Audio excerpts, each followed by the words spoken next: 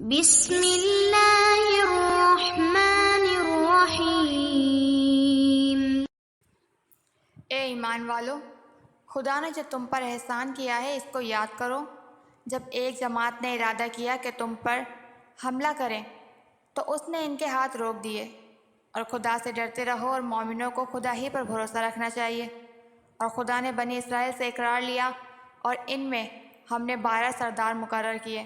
پھر خدا نے فرمایا کہ میں تمہارے ساتھ ہوں اگر تم نماز پڑھتے اور زکوٰۃ دیتے رہو گے اور میرے پیغمبروں پر ایمان لاؤ گے اور ان کی مدد کرو گے اور خدا کو قرض حسنہ دو گے تو میں تم سے تمہارے گناہ دور کر دوں گا اور تم کو بہشتوں میں داخل کروں گا جن کے نیچے نہریں بہہ رہی ہیں۔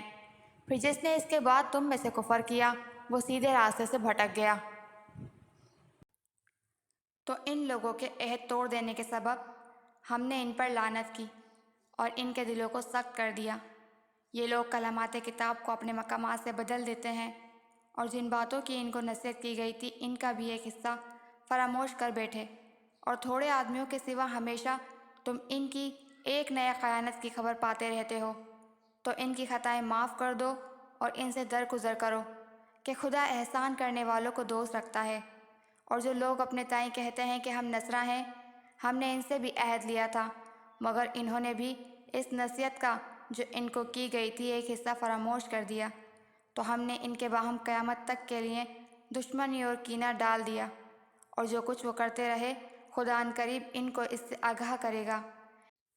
اے اہل کتاب، تمہارے پاس ہمارے پیغمبر آخر الزماں آ گئے ہیں کہ جو کچھ تم کتاب الہی میں سے چھپاتے تھے وہ اس میں سے بہت کچھ تمہیں کھول کھول کر بتا دیتے ہیں، اور تمہارے بہت سے قصور معاف کر دیتے ہیں۔ بے شک تمہارے پاس خدا کی طرف سے نور اور روشن کتاب آ چکی ہے، جس سے خدا اپنی رضا پر چلنے والوں کو نجات دیتا ہے اور اپنے حکم سے اندھیرے میں سے نکال کر روشنی کی طرف لے جاتا اور ان کو سیدھے راستے پر چلاتا ہے۔ جو لوگ اس بات کے قائل ہیں کہ عیسیٰ بن مریم خدا ہے وہ بے شک کافر ہے۔ ان سے کہہ دو کہ اگر خدا عیسیٰ بن مریم کو اور ان کی والدہ کو اور جتنے لوگ زمین میں ہیں سب کو ہلاک کرنا چاہے تو اس کے آگے کس کی پیش چل سکتی ہے؟ اور آسمان اور زمین اور جو کچھ ان دونوں میں ہے سب پر خدا ہی کی بادشاہی ہے۔ وہ جو چاہتا ہے پیدا کرتا ہے اور خدا ہر چیز پر قادر ہے۔ اور یہود اور نصارہ کہتے ہیں کہ ہم خدا کے بیٹے اور اس کے پیارے ہیں۔ کہو کہ پھر وہ تمہاری بدعمالیوں کے سبب تمہیں عذاب کیوں دیتا ہے؟ نہیں، بلکہ تم اس کی مخلوقات میں دوسروں کی طرح کے انسان ہو، وہ جسے چاہے بخشے اور جسے چاہے عذاب دے۔ اور آسمان، زمین اور جو کچھ ان دونوں میں ہے سب پر خدا ہی کی حکومت ہے، اور سب کو اسی کی طرف لوٹ کر جانا ہے۔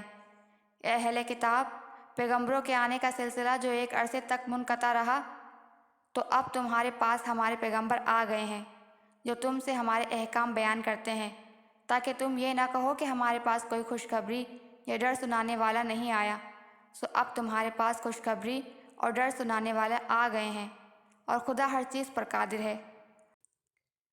اور جب موسیٰ نے اپنی قوم سے کہا کہ بھائیوں، تم پر خدا نے جو احسان کیے ہیں ان کو یاد کرو، کہ اس نے تم میں سے پیغمبر پیدا کیے اور تمہیں بادشاہ بنایا، اور تم کو اتنا کچھ عنایت کیا کہ اہل عالم میں سے کسی کو نہیں دیا۔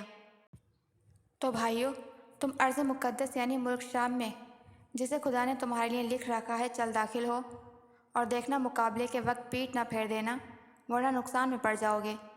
وہ کہنے لگے کہ موسیٰ، وہاں تو بڑے زبردست لوگ رہتے ہیں، اور جب تک وہ اس سرزمین سے نکل نہ جائیں ہم وہاں جا نہیں سکتے۔ ہاں، اگر وہ وہاں سے نکل جائیں تو ہم جا داخل ہوں گے۔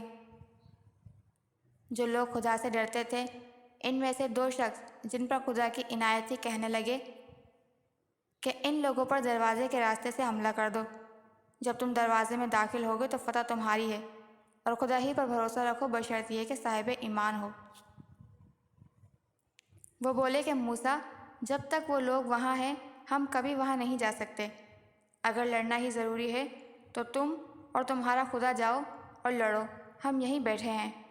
موسیٰ نے خدا سے التجا کی کہ پروردگار، میں اپنے بھائی اور اپنے سوا کسی پر اختیار نہیں رکھتا، تو ہم میں اور ان نافرمان لوگوں میں جدائی کر دے۔ خدا نے فرمایا کہ وہ ملک ان پر 40 برس تک کے لیے حرام کر دیا گیا کہ وہاں جانا نہ پائیں گے اور جنگل کی زمین میں سرگرداں پھرتے رہیں گے۔ تو ان نافرمان لوگوں کے حال پر افسوس نہ کرو، اور اے محمد ان کو آدم کے 2 بیٹوں حابل اور قابل کے حالات جو بالکل سچے ہیں پڑھ کر سنا دو کہ جب ان دونوں نے خدا کی جانب میں کچھ نیازیں چڑھائیں تو ایک کی نیاز تو قبول ہو گئی اور دوسرے کی قبول نہ ہوئی۔ تب قابل نے حابل سے کہنے لگا کہ میں تجھے قتل کر دوں گا۔ اس نے کہا کہ خدا پرہیزگار ہی کی نیاز قبول فرماتا ہے، اور اگر تو مجھے قتل کرنے کے لیے مجھ پر ہاتھ چلائے گا تو میں تجھ کو قتل کرنے کے لیے تجھ پر ہاتھ نہیں چلاؤں گا۔ مجھے تو خدا رب العالمین سے ڈر لگتا ہے۔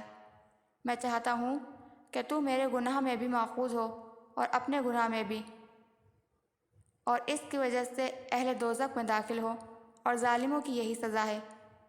مگر اس کے نفس نے اس کو بھائی کے قتل ہی کی ترغیب دی تو اس نے اسے قتل کر دیا اور خسارہ اٹھانے والوں میں سے ہو گیا۔